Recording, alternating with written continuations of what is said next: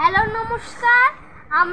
আমি চাউমিন খাই, রোল খাই, বিস্কুট খাই, তারপরে চাউমিন, জুস, আঙুল ফল, বিরিয়ানি, কি খাই আর খাই, মোগলাই খাই, তারপরে হয় রোল খাই, ওই অনেক কিছু জল খাই। তা তোমরা বাঁচতে যাও, তাহলে ভালো থাকো, সুস্থ থাকো।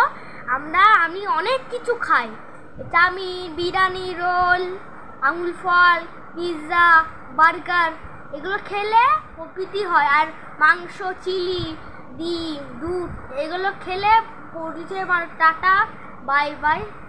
কোনো একটা ভালো ছিলেন। আমি তো কি খেতে যাবি তুই? বিকেলে মিস্ত্রি গেলে আমি খাবো রোল খাবো, তারপর সন্ধেবেলা খাবো কি খাবো, মোগলাই খাবো।